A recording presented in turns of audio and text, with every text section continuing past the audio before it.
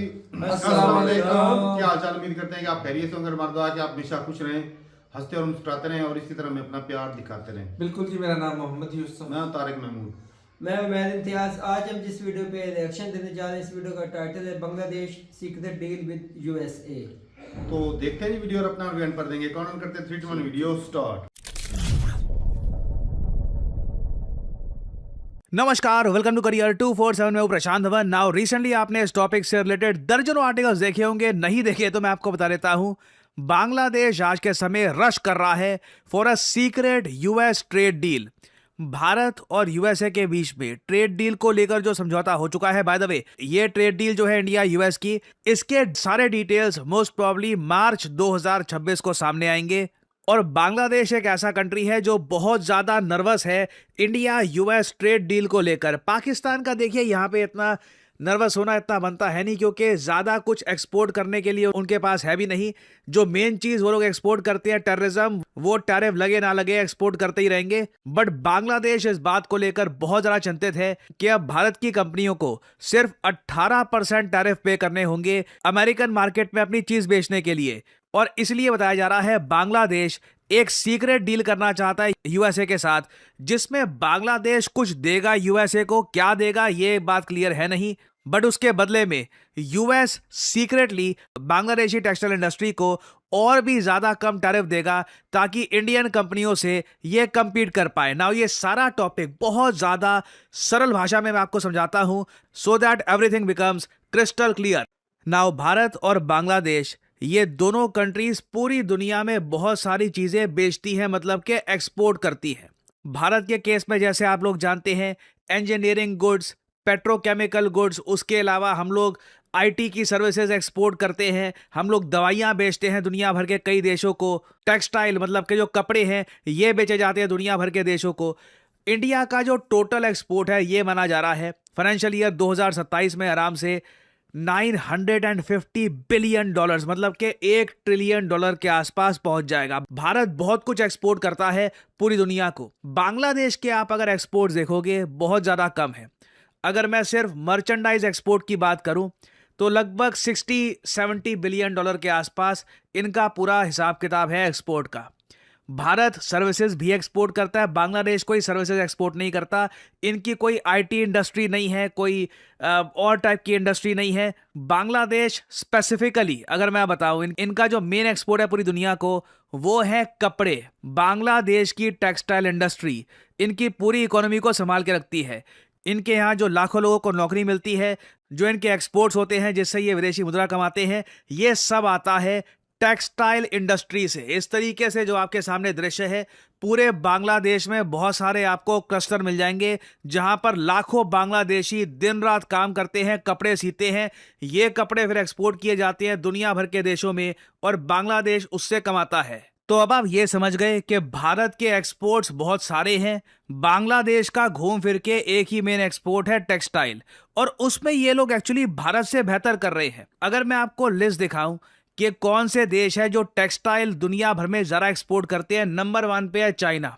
दुनिया में 32% जो कपड़े एक्सपोर्ट किए जाते हैं ये चाइना से ही बिकते हैं। ये नंबर धीरे धीरे कम होगा। चाइना की जो टेक्सटाइल इंडस्ट्री है इसको भी चोट पहुंच रही है। नंबर 2 पे आपको मिल जाएगा बांग्लादेश, फिर आता है वियतनाम, फिर इंटरेस्टिंगली जर्मनी, इटली आते हैं, फिर भारत आता है। हालांकि जो और रीसेंट डेटा आप अगर देखोगे 2026 का, उसमें भारत की रैंक थोड़ी सी सुधरी है, बट आप देख सकते हैं टेक्सटाइल के मामले में हम बांग्लादेश से पीछे हैं। ऐसा होना नहीं चाहिए था। भारत के फ्री ट्रेड एग्रीमेंट बांग्लादेश से ज्यादा थे, हमारी डिप्लोमेसी इनसे बेहतर है।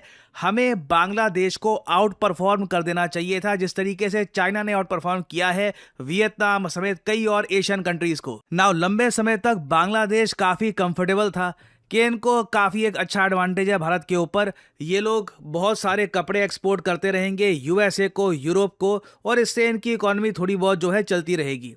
मगर जो रिसेंटली ट्रंप ने यह अनाउंस कर दिया कि अब भारत पे यूएस लगाएगा सिर्फ 18% टैरिफ, 50% से कम करके 18% जो कर दिया है ना, बांग्लादेश इसको देखकर चिंतित है। ये मैं आपको आर्टिकल दिखा रहा हूं बांग्लादेशी मीडिया का।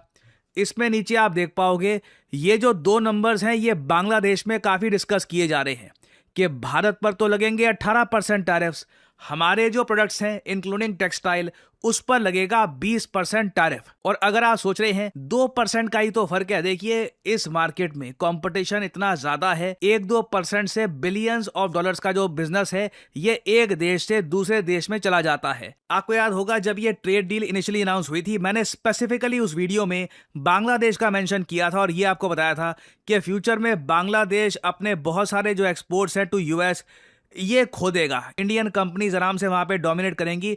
क्योंकि आप सोच कर देखिए, एक टी शर्ट मान लो अगर इंडिया मेड यूएसए में बिक रही है $118 की, ये एग्जांपल के लिए मैं आपको बता रहा हूं, बस बांग्लादेश की बिकेगी $120 की।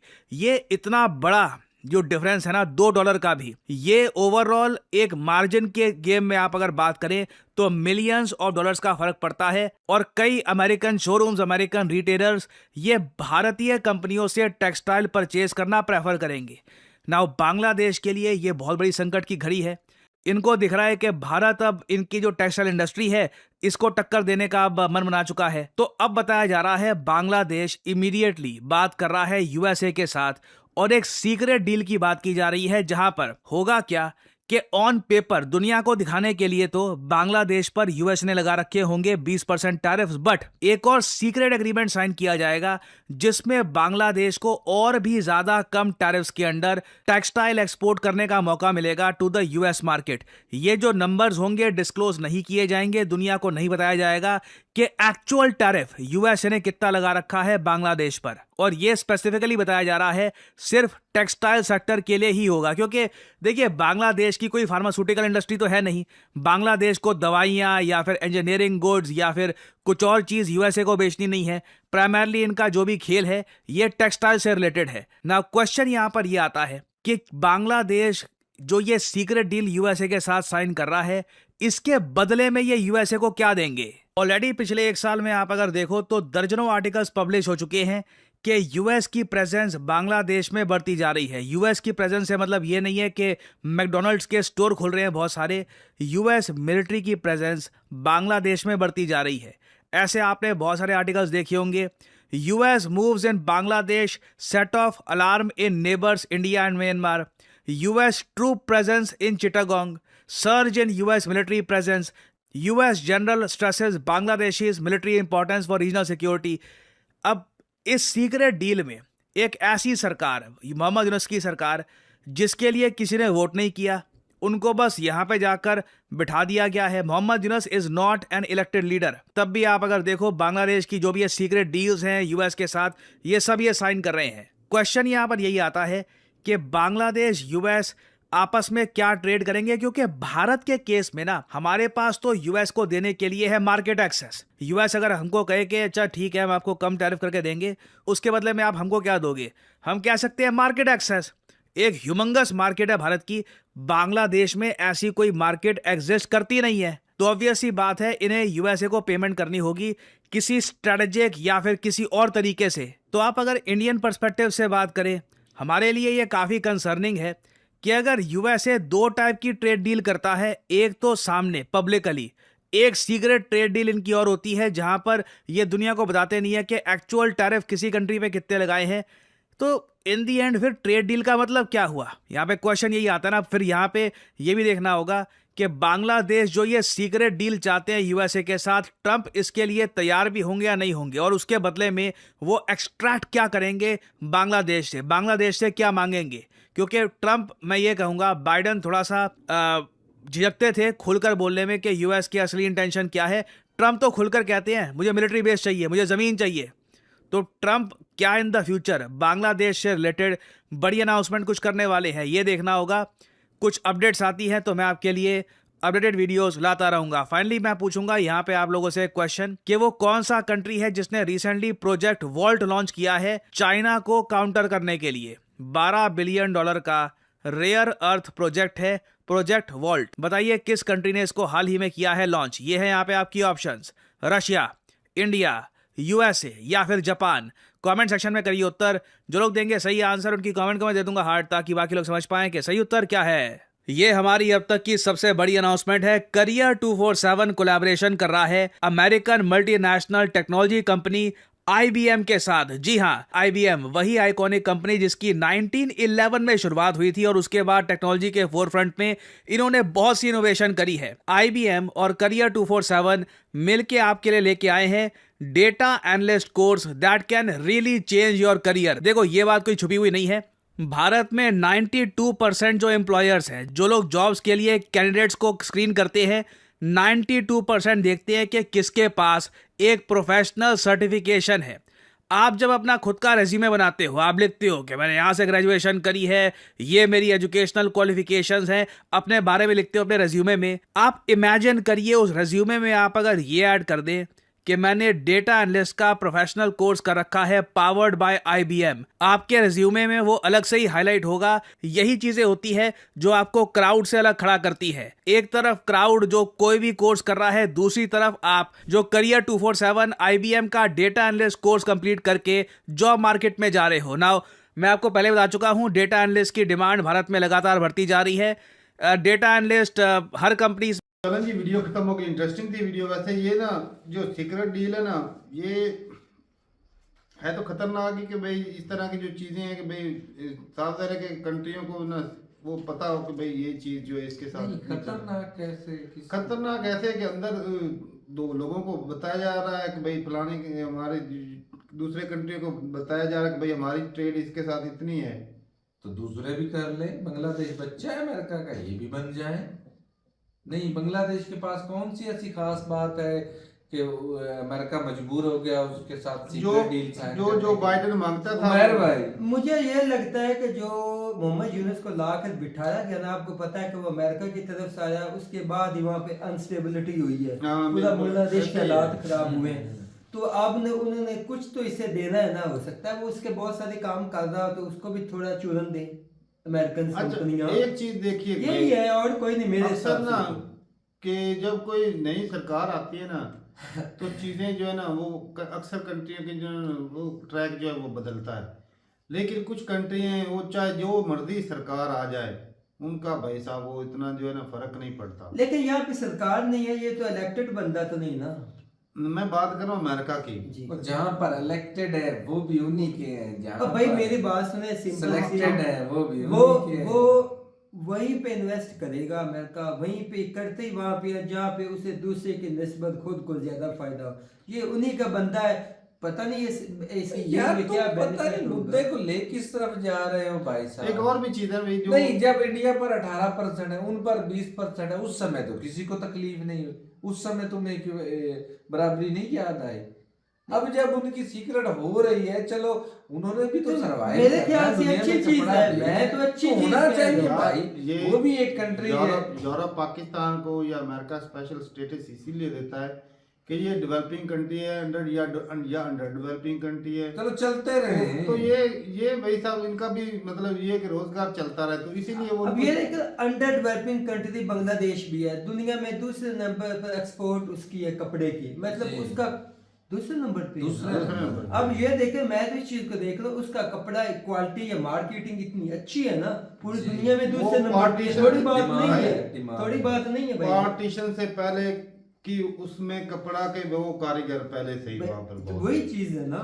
और जब पाकिस्तान बना था तो भाई सबसे ज्यादा जो कमाई थी एक्सपोर्ट वो बांग्लादेश ही करता था भाई। हो सकता है इसमें से अमेरिका को अच्छी चीजें नजर आ रही, उसे डील करना। हाँ, तो वही बात है। अमेरिका भाई साहब कोई घाटे का सौदा करता नहीं है। हाँ, उसने एक हाथ से लेना है, दूसरे हाथ से देना है। बिल्कुल। अगर वो साफ जाहिर है कि भाई जब इंडिया को 18% टैरिफ लगा है, तो भाई अगर बांग्लादेश को 20% लगा, तो जितना फर्क पड़ता है ना, तो उनकी इकॉनमी को झटका तो लगना है, एक्सपोर्ट को झटका लगना है, ये भी चीज़ है।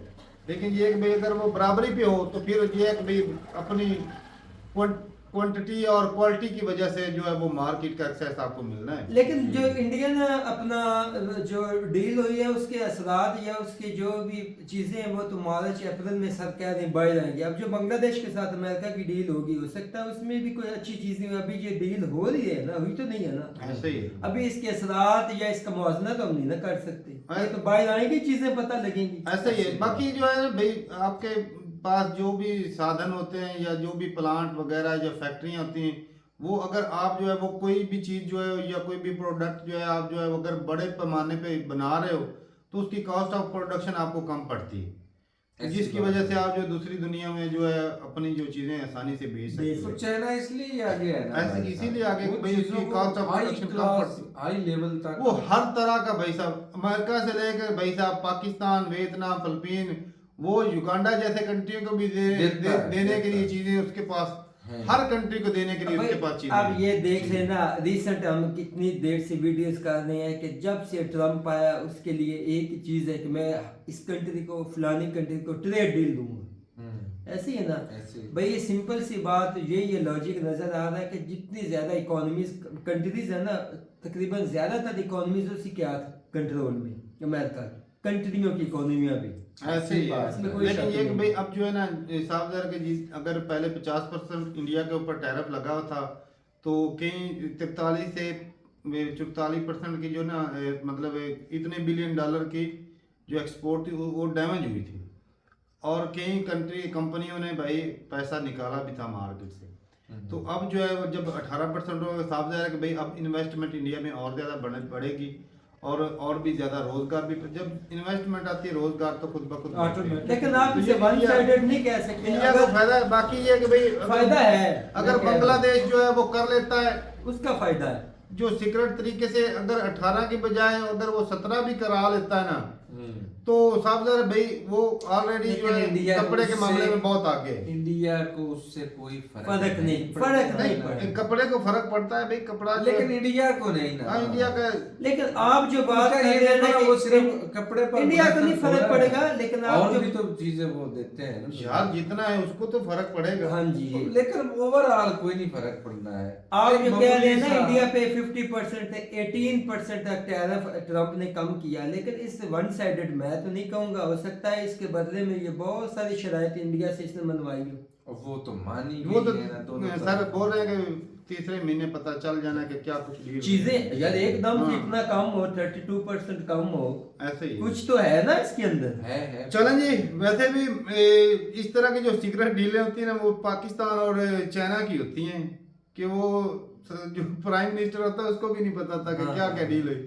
और भाई तारिक भाई तो सही बात है, पाकिस्तान सीक्रेट होती हैं वो। पाकिस्तान वो सवाल है जिसकी अमेरिका के साथ भी डीलें होती हैं खुल्लम सीक्रेट। जापान, चाइना, मैं अगले दिन पढ़ रहा था भैया, तो हमारे प्राइम मिनिस्टर को बाद में पता चलता है जब उसके टेबल पे फाइल आती है, उसको पता ही नहीं होता भाई प्राइम मिनिस्टर। चलें जी, सही है। अपनी रात रूटता ही था कमेंट सेक्शन में। मिलते नहीं वीडियो के साथ, तब तक के लिए इजाजत दें। अल्लाह।